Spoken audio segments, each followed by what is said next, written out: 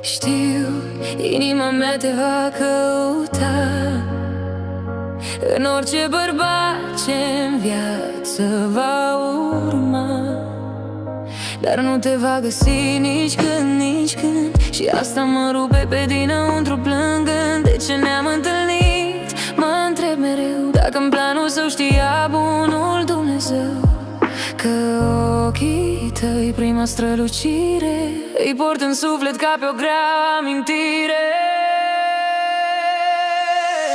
Te iubesc chiar și după plecare, asta iubirea cea mai mare. Să-ți dau din inima mea o chemare, chiar dacă știu că nu răspunzi oare. Un strigăt mut ce se pierde în zare. Pe străzile pe care am colindat, fiecare pas îmi pare blestemat. Aud ecoul râsului tău cald și în golul meu imens încet mă scald.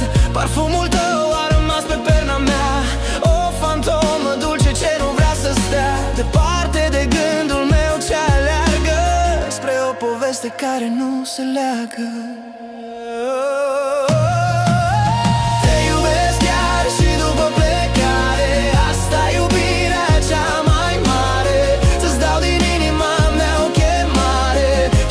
Știu că nu răspunzi oare. Te iubesc chiar și după plecare, asta iubirea cea mai mare.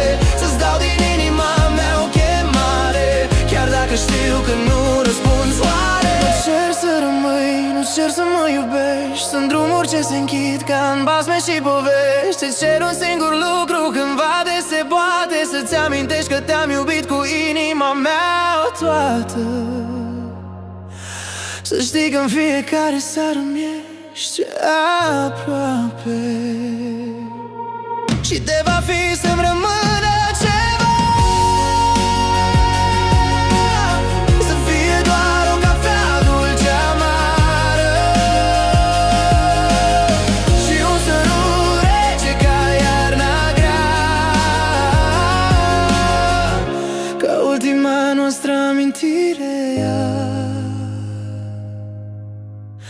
Doar ultima amintire grea.